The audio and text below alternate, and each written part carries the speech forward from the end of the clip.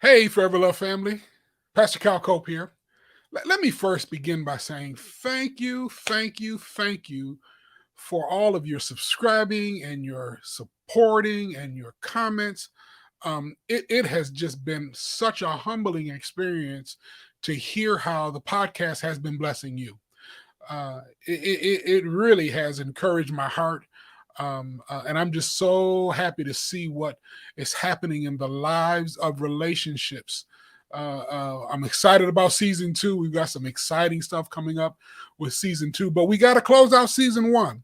So today's episode is going to be with Carlos and Sandra, and they are, for all intents purposes, the inaugural couple of the Forever Love family, because they're a couple that I married 15 years ago. And I also took them through 10 weeks of premarital counseling. Yeah. So we're going to get a chance to kind of sit with them and kind of hear what that whole process was like for them.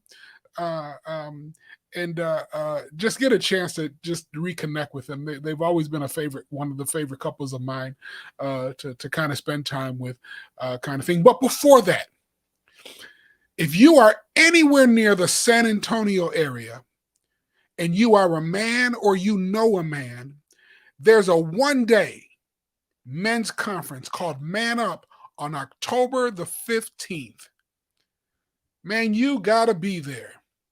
Listen, I can't do a good enough job of it, but there's going to be a promo just before the podcast to kind of tell you more about the men's conference. That is October the 15th. It'll show you how to register online and all that kind of good stuff. If you are a man or you know a man that wants to have one good day of great fellowship and great food, it's a great food plate, and some great workshops and plenary speakers, this is the place for you. So enjoy the promo and enjoy How Love Can Last Forever with Carlos and Sandy, and we'll see you on the other. There's nothing there worth fighting for. I just need to know if one thing is true. Do you still love me like you used to do? What if they alright, baby? Can we still shine? Tell me that we'll be fine. Are we still alive? Well, welcome to another episode of How Love Can Last Forever After All. And right now you have a total of 32 and 14 is 46. I'm checking on you guys' math. Wait, I thought it was going to be 15. Don't ask me about 15. It's going to be 15. It'll be 15 Oh, in and November. we're going to be 33. Gotcha. So we're 14 and 32, so it's 46. We got 46 years of marriage sitting in front of you. I know. Carlos and I both married them when they were 6 years old. Yep. That's the deal. Oh, that's right. Oh, that don't make me look good. But I'm so excited for this week's guest because we have Sandra and Carlos. Now, this is why they're so special, because I actually performed the wedding ceremony for them. And not only did I that, I took them through a grueling 10 weeks of premarital counseling. Yep, And they survived. we did. So you guys know the deal. I usually ask some of the same similar questions, and I'll ask those questions, but I'm really excited to hear from them how they saw the premarital counseling. So that, remember I told you that this revelation that I've gotten about the purpose of marriage, we really came into a knowing just a couple of years ago at our 30th wedding anniversary. And some people have been asking, well, why? How has it happened? Let me kind of explain it to you. When I do marriage counseling, premarital counseling, I don't spend a ton of time talking about my relationship. I'll use some examples, but for the most part, Carlos and Sandra will tell you that Sandra will tell you that I dig all into their mess. And so I spend so much time digging into them that I don't really talk about mine. But at my 30th, when people were asking me how did Elise and I do it, I found myself telling more stories around our experience, and I realized that I was tapping into some scriptures that I use in premarital counseling. But when it was mine, I began to identify that those scriptures were more than counseling scriptures that I had read or that I had gotten certified with. But those scriptures were actually alive in my relationship with Elise. They were alive in the way that I would handle her and interact with her. And so it took me on this journey to interview all these couples to find out, you may not have thought about it like I didn't think about it for 30 years. But if you look back, have you been doing these things? And so why is that so valuable? That's so valuable because there's a whole new group of people that are looking to get married. And all of us will probably tell you, I'll tell you from me. When I got married, she was pretty. She said she loved Jesus. And let's go to Cancun. Well, that's pretty. Did y'all hear that? Okay, sorry. Y'all pray for me. Y'all pray. But once again, I wasn't thinking about, biblical perspective on marriage and all that kind of stuff. I just knew that I had passion for Elise. And I still do. Matter of fact, you're going to have to get out of here pretty early. It's Wednesday. It is Wednesday. Okay, all right. Are you embarrassed? Yeah. It's 32 years and you're still embarrassed? Okay. Okay, well, sorry to embarrass you. But for years I thought it was my passion that kept us so alive, that kept us so happy with each other. But what I'm finding out is that we've been walking in some purpose principles that really have helped to heal each other, and that has kept our relationship vibrant. Would you agree with that, Elise? Yeah, I agree. You agree? I agree. Okay. We're going to find out if Carlos and Sandra agree now. So now let's start with the same questions that I kind of ask all the other couples. How did you guys meet?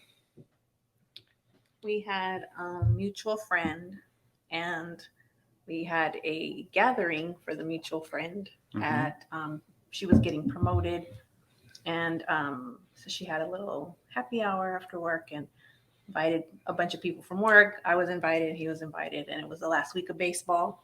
I wasn't much for a happy hour. I just, she was a good friend, so I went. Sitting at the bar watching the game last week of baseball. He sits down, we start talking about baseball, and I just kind of went from there. It went from there. Yep. Now see, that's your memory. See, these three work together. They all work at the same company. And that's the first time she remembers interacting. But I think Carlos might have recognized her a little sooner than that. I did. I tried to. I actually stalked her, and I'm not shy of saying that word, but I knew who she was. I know she didn't know who I was, but I purposely tried to. Well, not purposely. I wanted to go to that gathering, and Because you knew she was going? Yep. And then I found my in there. As she said, baseball was our topic. That he just kind of. It was easy from then on, just talking. But yes, I did some homework. So, if you will. so wait, you gotta help me some more, man. You say stalking, I'm imagining you in bushes looking through windows and stuff. You're talking we got cubicles. We do this. We okay, do so that. you're at work. So you happen to make your lunch runs, always had to go past her desk kind of thing. They did, and I had to go through there, but I wanted to go through there just because I knew already. I knew then. You knew what? You knew what? I knew I wanted to be with her. Oh my goodness! Had you talked to her? No. See? Look at I that. didn't even. You know knew her she was name. Did you alive. know her name? I knew her name. The only thing that I did not, that kind of deterred me a little bit was when I passed by her empty desk, I saw a picture of a guy on there with long hair. And I'm just like, oh, well, that's probably the hers. But Mhm. luckily She for got me, a little that was just a picture of her brother that she just put on there. So I was in. Mhm. All right. So now, then what made you guys ask, or did you ask Elise about me? How did I get in the picture? I remember Elise just talking about you and what you did and how fine I was. She it was more of the ministry type of work that you see. She talk about me talking about she don't. She ain't. Okay, all right. Yeah, I don't share those secrets. But yeah, so I remember her talking about that, and I said, well, why not do it with someone who knows me and knows us? So I thought, why not? Okay. So tell me, what were you guys thinking? You've asked if I would do the counseling. She tells you I say yes. What were you guys thinking before the counseling began? How did you feel? What were you thinking? I actually thought it was a good idea because obviously you want to go into this commitment with someone that knows, has been there, that that's what he does. But at the same time, I was in for some grueling stuff because I've never been in any way that far of a commitment before. So, I knew I was in for it, but that's the end. I mean, she was my end goal. So that, I was all in. So, hey, I gotta roll with it. So let me see if I got this right. So there was a part of you that was, okay, I don't know fully what I'm going to walk into. Pretty much. But whatever this is, we're going to figure this out. Because she done finally, I can stop stalking her now.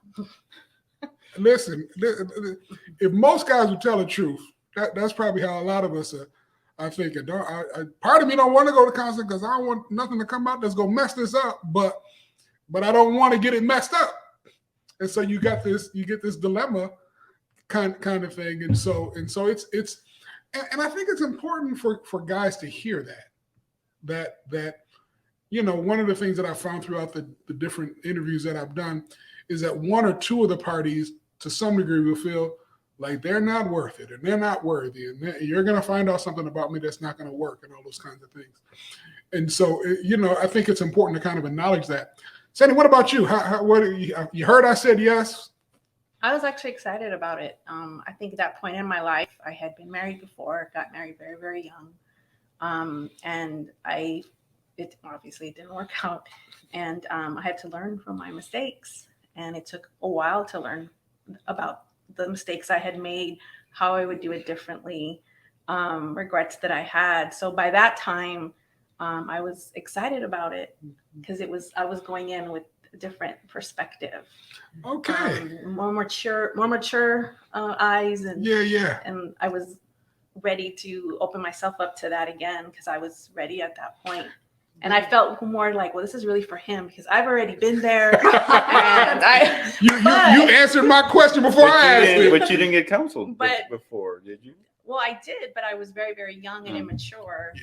And I was going in a completely different person, someone who's changed and, was made aware of things I could have done differently.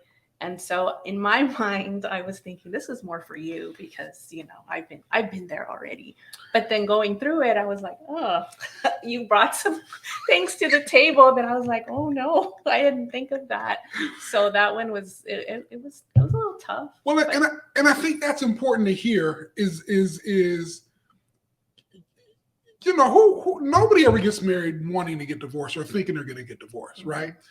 And so you go through that experience, and I will also tell you, I think it may have been one other couple that I've interviewed where one of them, no, I think maybe two.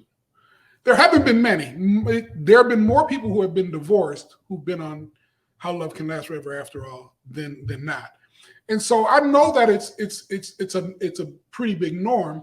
And quite frankly, it's the reason why I think the podcast is so necessary is because one, nobody ever goes into marriage thinking I'm going to get divorced. And you do have a bunch of great experiences, but that doesn't necessarily mean that you have learned everything you need to learn about what the purpose of marriage is or what was really going on for you. Now, how can I say that? Because Elise and I have been married for 32 years, and we're still learning out stuff about ourselves and then about each other.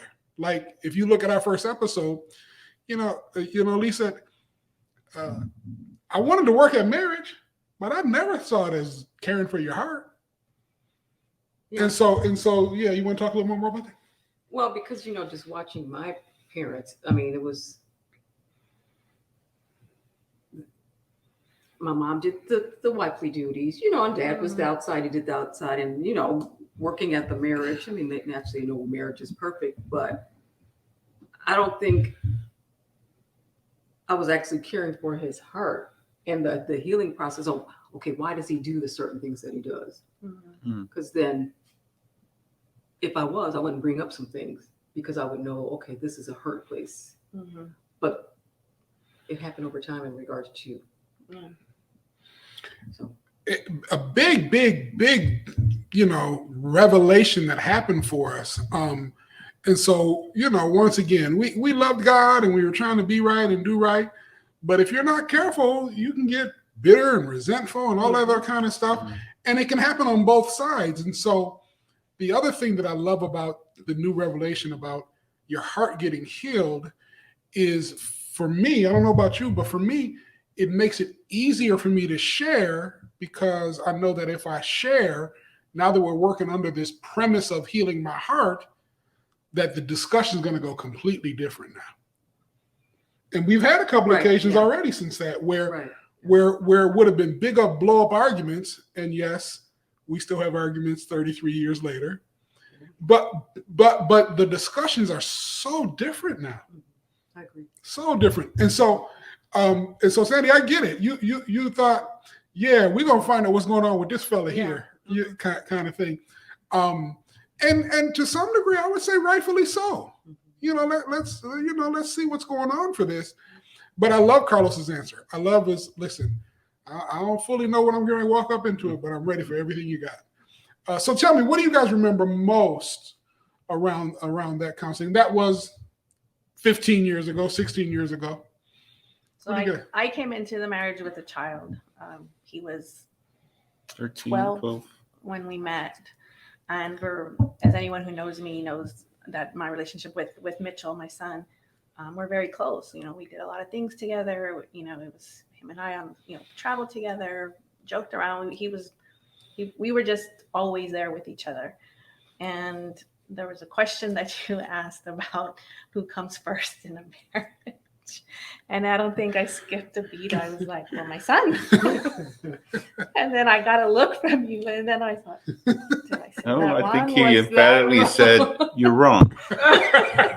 And, it gave me pause. And but I had a hard time with that because, he needs me. He doesn't need me. My son needs me, not him. And I'm looking at it in that perspective, protection and shelter and love. And, so I had to wrestle with that idea, and that one was a tough one for me. Yeah, I remember because and you didn't register with you, but it was a couple of sessions that I started to identify. Okay, this is going to be a little bit of a hurdle to jump over, and so I remember asking you the question, is Mitchell going to be allowed into the bedroom? And just like you said, you're like, yes. And I'm like, no. but now, not this 15 years later, Carlos is saying no. He didn't say no when we was in the session. He just kind of looked like, what's he getting ready to say? What's he getting ready to do?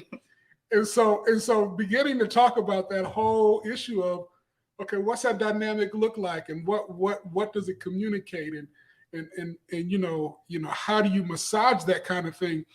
I just remember, and you're right, Sandy. Sandy was like, okay, this session about to be over. He was pretty silent, and that was rightfully so. He was like, I'm not even going to get involved in this one. And you and I went back and forth for a little bit. But and so then I cited, and it's still true to this day. If you ask children what's most important, does mommy love me? Does daddy love me? Or does mommy and daddy love each other? Now, believe it or not, that dynamic is just as true when you have a second marriage situation. To see you guys in a healthy relationship, is more important, and I know it sounds crazy, than knowing that mommy loves me. Because the truth be told, we were never going to stop Mitchell from believing that you loved him. Right. That wasn't going to happen, right? Now, Carlos had a little work to do to kind of, get in there and figure out what that dynamic looked like. But what was most important is that Sandy understood that if I prioritize Carlos, that's going to be a good thing, kind of thing. So tell me, any thoughts around that experience? Do you have any tangible experiences around? Well, actually, around the time we were getting married and we had that discussion about Mitchell, I actually sat down with him. And remind you, he's 12 years old at the time. Yeah. And I kind of, try to put it in, simpler terms about our relationship and him, and then him in that mix. And he said to me, Mom, I'm going to be in high school soon. It's around the corner. I'm going to have my friends. We're going to go out. I'm going to do things. And then I'm going to go to college and grow up. And I don't want you to be alone. My. Yeah. Uh-huh. Yeah. Now, I've never heard that. Yeah. That's good. So, I was blessed with a really good kid like that. I mean, he very open-minded, very easygoing. He just gets along with everybody. I've been really blessed to have a son like him. But he was 12, and I don't know if he just really I'm getting it. Yeah. Well, and I don't know if you remember, I had him in on one session. Yeah, I remember that. And I'll never forget. You guys are big baseball fans. Yeah. But he was like, no, I'm a football guy. And was his team The Eagles. The Eagles, that's right. And so I remember in the wedding ceremony, I talked about joining the same team, and then I added the fact that the Eagles are on the team too. And I remember at the reception, he came to me in 12 years old. He came to me and he says, and I really appreciate that. And, and we had a little words around, we had a little words around that dynamic and understanding it. And you're right. Mature, good kid, understood it, and like most boys say, you better not mess with my mama, kind of thing, and I remember we get together a couple of times afterwards, and you can see where there was the unique bond with Carlos and Mitch, really quickly, kind of thing, and so that was really good. How about you, Carlos? What do you remember about the counseling? I do remember the egg and the tennis ball when you asked us what, I don't know how you actually worded it, but I think it was 3. I think it was an egg, a tennis ball, and a baseball. And a baseball. So that one for me was, you whatever. I mean, I know whatever answer I gave was you actually enlightened me with some more positivity, some more, I didn't see it that way. Yeah. So we were talking about that issue of prioritizing. We were talking about this issue of, okay, now you guys are now 2 becoming 1, and you guys got history. Because how old were you guys when you guys? I'm sorry, can I ask that? Well, you should. I shouldn't. I don't mind. But you guys have been married for 15 years. Mm-hmm. You had already been married once. You well into your adulthood. I was 37 when we actually, the day See? we got married. See, I don't know what I was 33. I don't know what y'all be doing. Yeah. Okay. So, anyways, 34. They still looking like teenagers. Oh, Y'all see stop. this? Drive me crazy. And so you guys had some history, and so it's important for you guys to kind of soberly think about, okay, there's a whole lot coming into this little recipe here. Let's really talk about it, kind of thing. And so once again, this is 15, 16 years ago, and so I was really trying to help add some levity to the passion, right? But not in a way that makes you afraid of it or scared of it or anything, but just to give you a new look on it. And so, as I talk about the whole Ephesians 5:25, husband love your wives as Christ loved the church, washing them with the water of the word, removing all wrinkles, stains, and blemishes. I say it so much now I got it down. To present her back to yourself. And so this whole thought process that if we are caring for each other's heart by the way that we prioritize each other. Now, we all know you got work schedules, and sometimes you got work seasons that are real busy kind of thing. But speak to a little bit about what it's been like for you guys to make each other first in these last 15 years. Has that been a difficult thing for you guys? I think as time passed, it's always trial and error with everything, and with marriage as well. I'm not going to say it's been easy. Like, when when we moved in after we got married, and you have to get used to that idea, because we've been just me and Mitchell, him by himself. And so there was a lot of, like, I don't do things that way, that kind of thing. But over time, I think that you just kind of learn, like, oh, he doesn't like when you do this, or you say it this way, or you just kind of learn each other's ways, and you do it because you care about the other person. And so your actions have more meaning. That's good. When you're, and not all the time. Sometimes, listen. he really, when he said that, or, it sticks with you. Mm-hmm. But for the most part, your actions are kind of reflected on his actions towards, and it's a give and take. Yeah. As How about you, Carlos, in terms of making her first? How was that transition? Well, I mean, obviously, this being my first marriage, it was my only marriage. She was she definitely was someone that I just wanted to please. I wanted to make happy. But at the same time, obviously, like you said, work schedules, there's the grind, there's everything going on in life where, I really was afraid of, some parts of me being me would not gel with her. And we hadn't hit that yet. And obviously we did have these little bumps on the road later down the line. But I was, again, like I said, I was all in. I trial and error, as she says, and I learned how to speak to her, how to take care of her, how she how she wants to be taken care of. Mm-hmm. And I had to learn that more. I mean, because being engaged, we had a short engagement, so every scenario didn't happen right away. Right. Everything started happening right after getting married. So getting used to that, and just like she said, figuring out each other's reactions, and how to not necessarily put yourself first, put her first. Yeah, and it's funny, I always say this, that marriages are like snowflakes. There are no two that are exactly alike. And so, like, it took us 7 years to get to the altar. More and more times I'm talking to folks, it took them 5 months, it took them 6 months, it took them a year, kind of thing.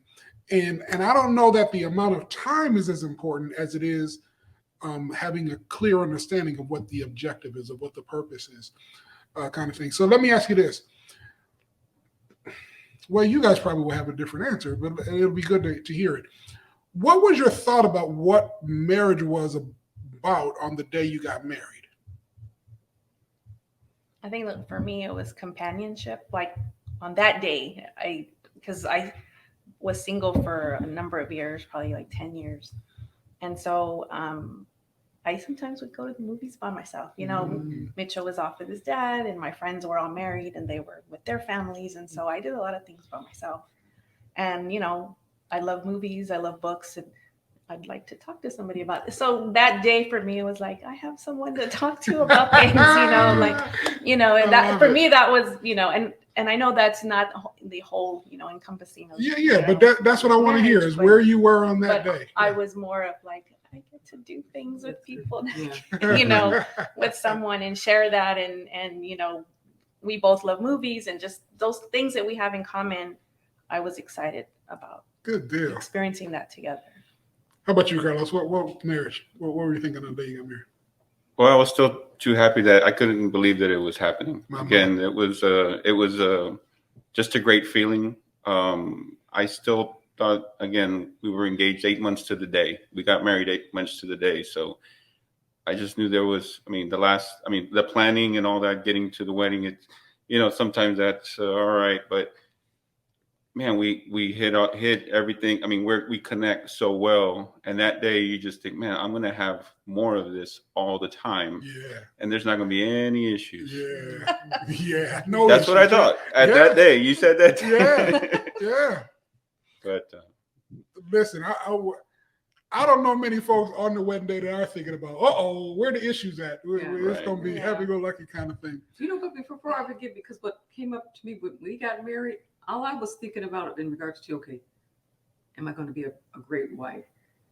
Because I'm like, this has to be done, this has to be done. And I know that I wasn't caring even from that point.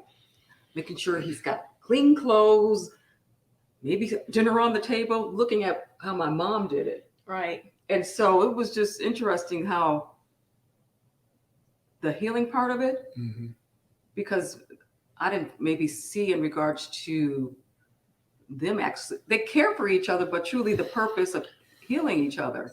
Well, and here's the interesting thing about it, Elise, is I talked to Dad the last time we were back, and he shared with me about how influential Mom has been on his life. Yeah. Right? Yeah. So once again, no two marriages are alike. So now scripturally, the Bible talks about how the husband is supposed to love the wife, right? And that's a representation of how Christ loved the church, right? But as husbands, we are the bride and the groom.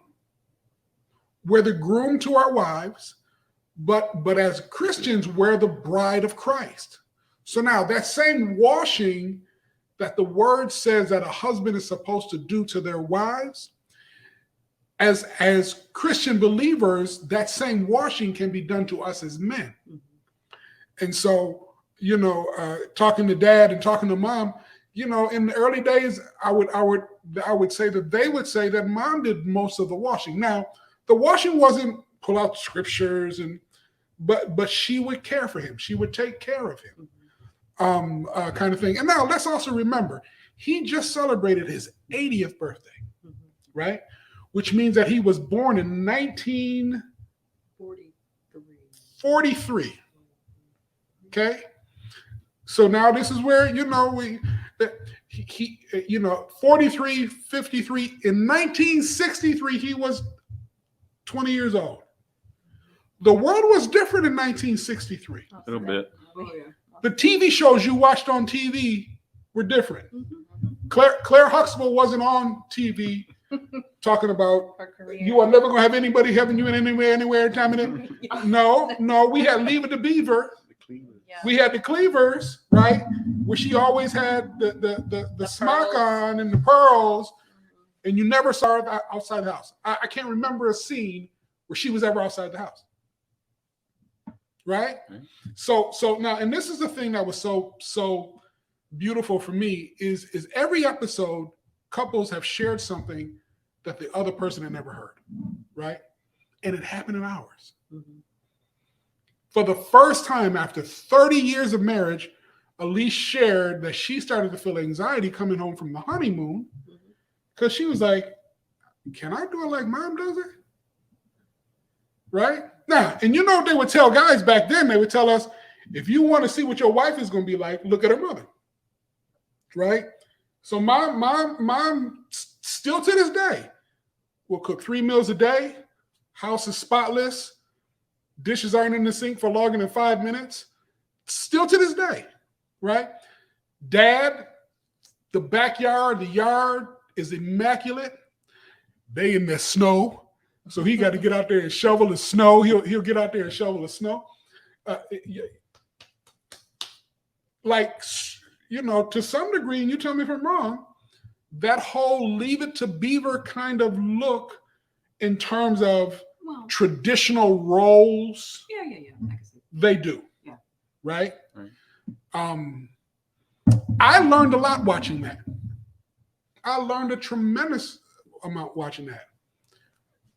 But I learned the essence of it. I didn't come home from the honeymoon expecting Elise to look like Mama. I didn't come home expecting her to have dinner on the table at a certain time every day. And so once again, it's like sports teams. We all understand the rules of the game, but every team has a different game plan. Depending on your personnel, you play the game differently. I think the challenge with marriage is that we don't really know the rules. Like most of us, when we get married, think, I'm going to have a companion and I'm going to be happy now. Most of us are thinking, okay, I got a bunch of broken, wounded, hurt places in my heart that got to get healed, that are going to get exposed as I interact with you. Yeah. Right? Because when I'm going to the movies by myself, ain't nothing getting exposed. I would like to have somebody sitting in the seat next to me, right? But ain't nothing coming up, right? And so watch. If I think marriage is supposed to be, I'm going to get a companion and that's it, and then all of a sudden some broken places start showing up for me or them or both of us at the same time, if I don't understand, okay, you're my priority, let's figure out what's going on here. Right? Let's figure out what's okay. What right? It's a slow process too. Right? It's a slow process because as situations come up, Right.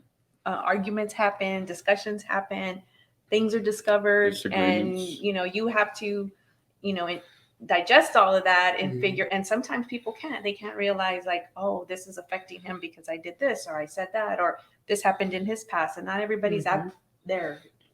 That level. But here's what I don't want you to miss, Sandy, and you keep saying it. This happened because of that, and he's responding because of this, right?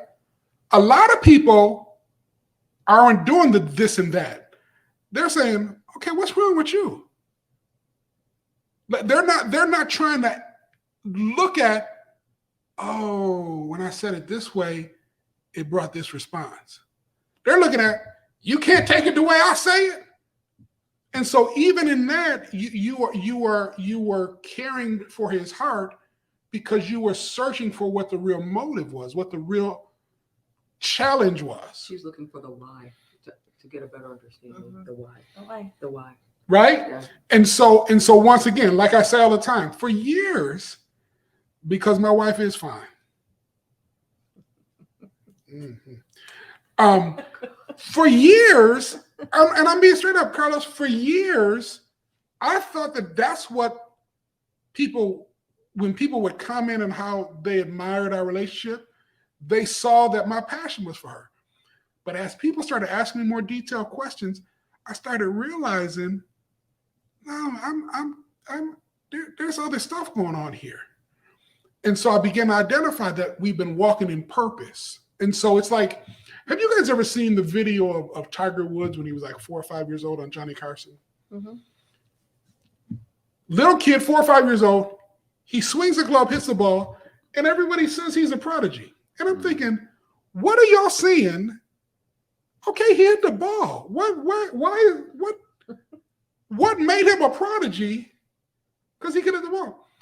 But then I realized people who study the game could see things I couldn't see. People who could study the game could identify things that I couldn't identify. But then we'll take it a step further. You hear Tiger Woods talk about his teenage days, and he hit the ball repeatedly every day. And so, yeah, he was a prodigy at 4, but he had a daddy that helped him put in a work ethic to perfect it, kind of thing. And so it's the same thing with this whole marriage piece. I would say that our marriage, and I feel funny saying this, but in some ways we were a prodigy kind of marriage, right? Because we met at 12 years old. We didn't have a lot of, typical rockiness that we had to kind of weed through, kind of thing. And we started doing the work.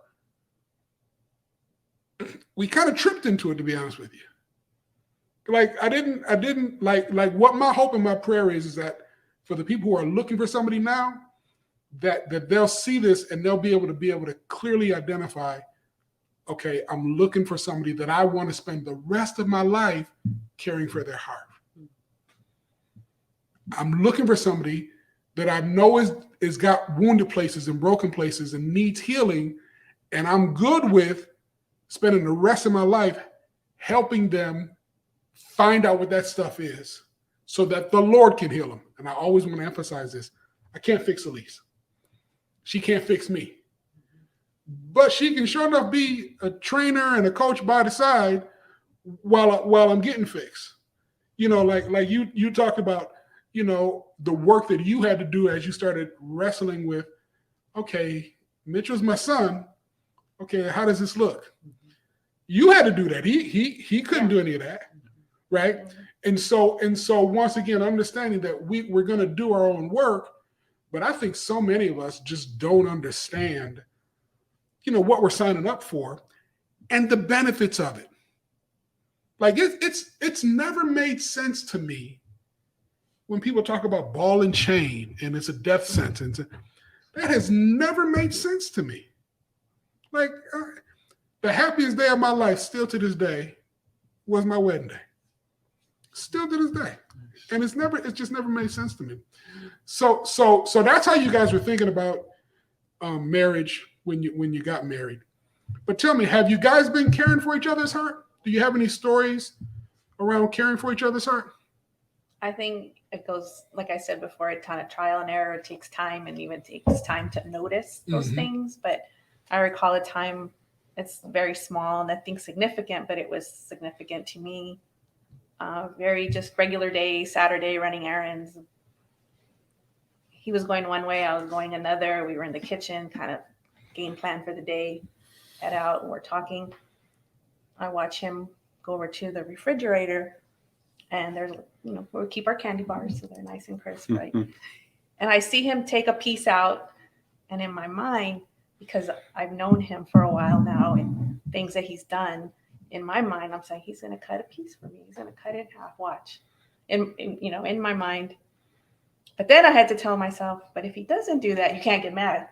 Okay, we're going to stop right there. Do you listen? Do you understand how powerful that is? That you anticipate something, but before, and once again, I love it. You anticipate it because he's proven himself to some point, right? But then even with him proving himself, you say to yourself, but if he doesn't, don't get mad. Don't. That is, at least, what do you think? That is some powerful stuff. It is. Yeah, because I'm thinking. Because if you think I'm going to do it and I don't do it. It's like, wait a minute now. See, it happened. It happened. That's really good. And that goes back to the trial and error, right? Because, you know, I'm not going to make a big deal out of it if he doesn't, because, you know, maybe he has other things on his mind. I don't know. But it's those little gestures for me. And I think he's probably learned that as well with me. I don't need diamond rings and things like that. It's the gestures for me, the little ones, you know. And he's talking, and he didn't even look at me. He just cuts it in half. And while he's explaining, I don't even remember what we were talking about at that point because I was so focused on that chocolate bar. He just cut it in half, and he's like, yeah. And so we'll just meet up here later on at whatever time. And he's, without even, like, I don't even think he was even thinking about it. It was just something that he does. It's natural. And I didn't even want the candy bar. It was just, you know, but it was just the gesture. Okay, so let me. Okay, I got to make sure. So this I is took right. the candy bar and I ate it, but and she was like, this is the best tasting. But once again, I want to make sure I'm clear. You're thinking this is going to happen. Like you say, you're in the hustle and bustle of a Saturday morning, getting ready to go your separate ways. He grabs a candy bar, he cuts it up, and he just kind of throws it at you. Yeah, he just hands it to me, but that, I don't need the, oh, my love, here's the, you know, I don't need all of that. It's the gesture itself is what's important to me. And just that he did it without even thinking about it, it meant a lot to me. And see, I don't want y'all to lose this because she is communicating that she sees his heart. So often people can get caught up in the package wasn't right. But I want to emphasize, he sees her heart. I'm getting ready. Yeah.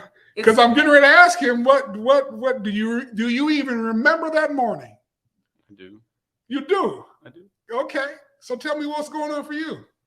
Well, again, we were just heading out our separate ways, and I mean, I mean,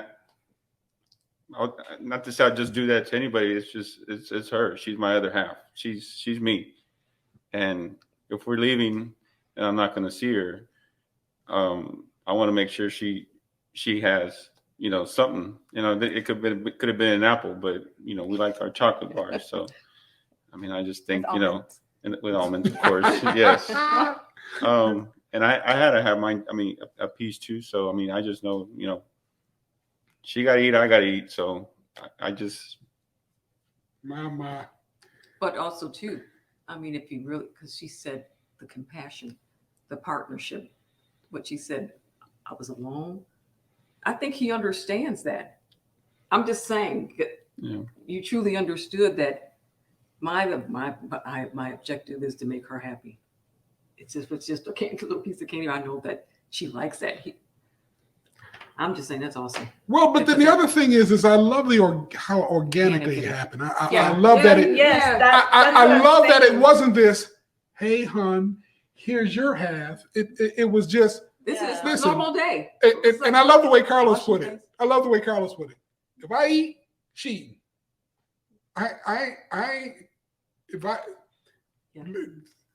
And so the picture that comes to my mind, who was it? I think Chris Rock talked about who gets the big piece of chicken kind of thing. Right? I remember. And so it's a joke, right? But there's this whole thing about honoring the husband. And once again, men need respect.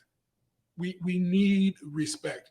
If we're not feeling respected, you're gonna hear from us. It's gonna tap into something all day, every day. But the flip side of that is so often I think it could be missed that men learning how to care for the other person's heart, and more importantly, as a wife, being able to see it. Because so often men are doing things to try to care for your heart, right? But it wasn't packaged the way you thought it should be packaged, which is an indication you really aren't really connecting to each other's heart, and you're probably feeding into some stereotype that you've been told, and it could have been on Leave It to Beaver. I saw this on Leave It to Beaver. This is how it's supposed to be.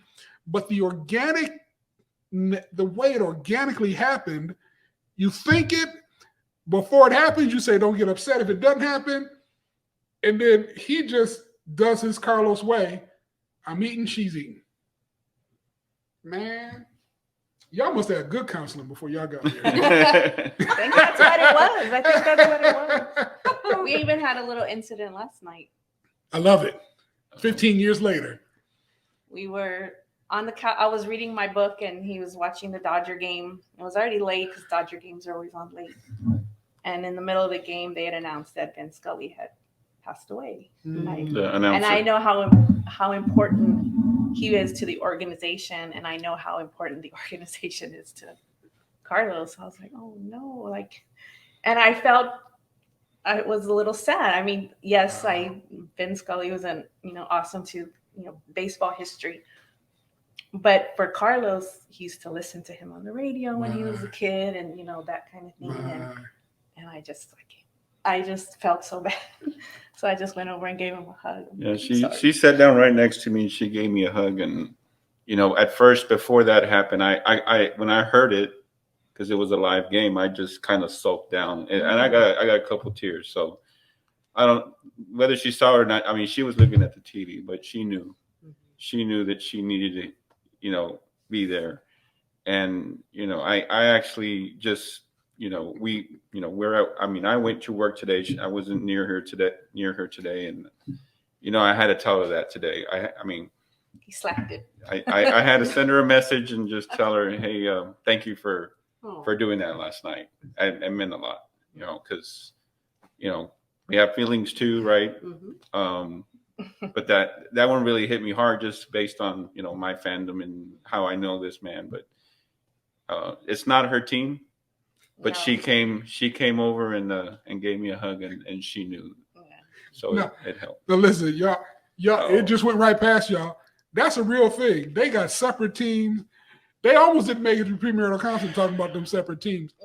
But y'all don't know how powerful that is.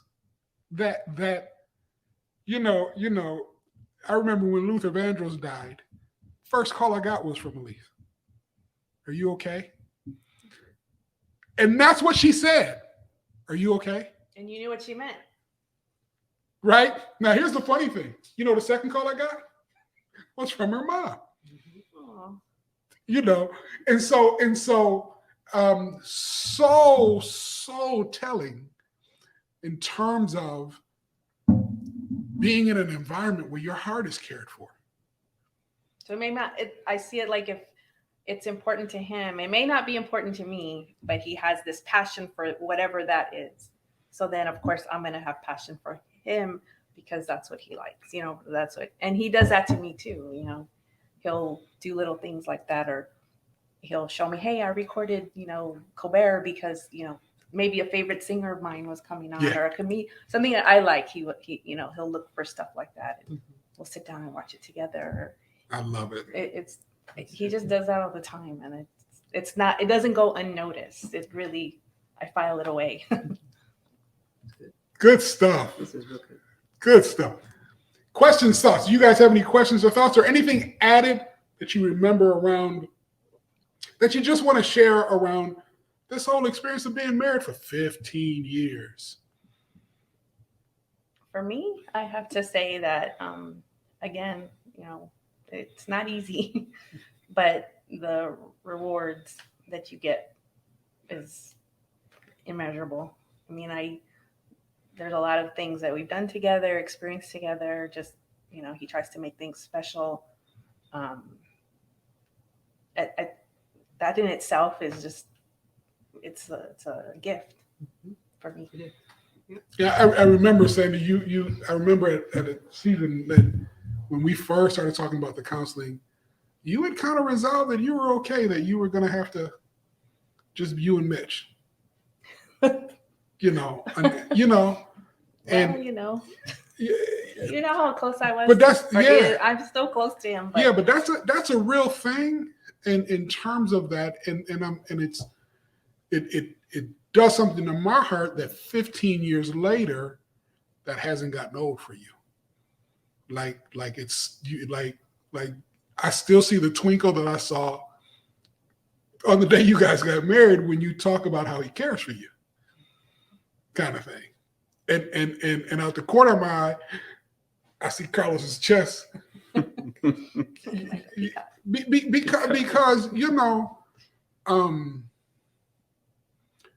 nothing makes me happier than when she feels loved and cared for. Nothing. And so, you know, we were, you know, we were in Cabo, right? You know where I'm going to go? No. And we were going to get something to eat, and the lady was sitting in the chair. Oh. Now, you know, when we walk, Elise tends to have a little faster walk than me, so she was walking about. I'm sorry. And then also, you know, when we were walking, you know, there's tables in the way, so I let her go first, kind of thing. So we were walking, and this lady was sitting there, and she just looked up and she said, "Girl, you look good." Like almost like a man would say it, kind of thing, right? And I was like, and I, if I would have been a peacock, my feathers would have been all over, kind of thing. Because once again, I can look tore up, right? But I want her, right? And to hear that, you should have. Now tell me, what did it make you feel like when she said that? It made me feel good, but it was a little shocking because it was really loud. But I want to say before we close out is the fact that I was honored that you wanted to have Calvin do the marriage counseling for you, because that's his passion, relationships, my God. And so just to see 15 years later, that's just a testimony to God in regards to what he put into you to share with them. So to say that. Yeah. So Carlos, talk to me about that big old chest that's popping out right now. Well, obviously it hasn't been easy, but I have the same. I mean, I've loved every minute of it. Just like you had your moment earlier by saying how she looked, I have those moments too. I still, and I want them to continue forever. Yeah. I mean, I've learned having not even having long-term relationships before her, I learned about marriage through examples that I had through family that have been married for a while, long marriages with aunts and uncles and brothers and even friends that have been married for a long time. So I grasp pieces of it to say, you know what, I'm going to need to be knowing that, and maybe just taking pieces of that, but it is how I feel. I mean, I feel the same way. I still, love seeing her and just love being with her all the time. Again, it's a blessing, but I'm just, happy. And actually, I'm very happy that you did it, because I knew that you were going to put us through the ringer, being that we were the first one. That was the thing, because you pretty much prefaced our meetings together by, at least the first meeting, by saying, you know what, this is my first one, and if I don't see it, I ain't gonna do it. And we went through it. I remember that. I'm like, Yeah. So he did. I forgot y'all that I was yeah, because there were other people that would ask me to marry him, and like a couple people asked me to marry him, and I couldn't get through the phone call. For like, no, you need to go find somebody else, kind of thing, because I take relationships very seriously, and I remember literally I was a singer at somebody's wedding. I was the singer, and I was sitting close enough to the bride and the groom, and the wedding coordinator leaned over to the pew and said, "Much work as we doing, y'all better stay married for at least 5 years." at least. Right? Now, Carlos, I'm the singer, right? I'm the singer. I said, oh, wait a second. He said, y'all don't think this is gonna last forever? If y'all don't think it's gonna last, y'all need to find another singer. I was. And so she's saying, I don't do it anymore.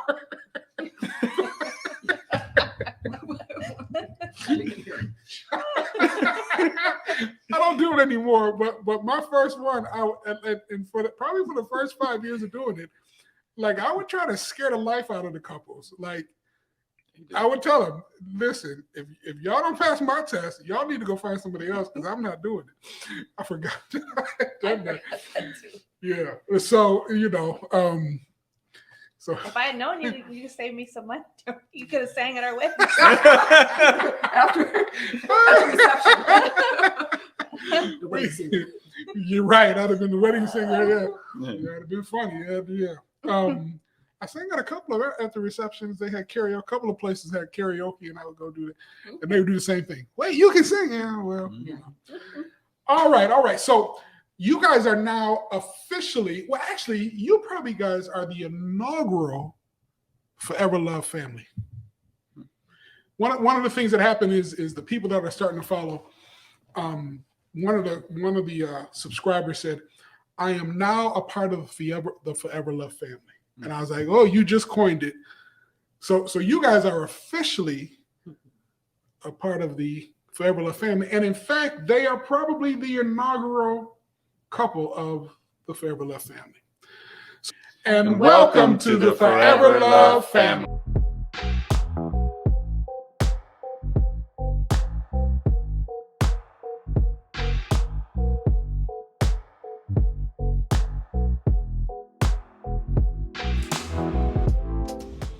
Hi, this is Bill Taylor from Ken's 5 Television. Guys, I want to see you at ManUp 2022.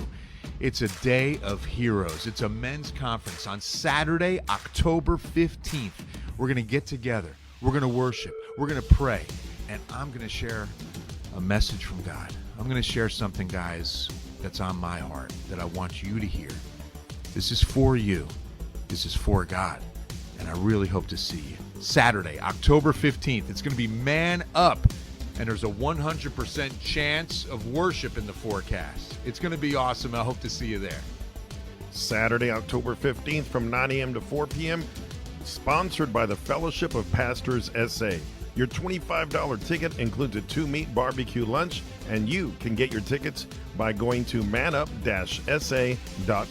It's time to man up.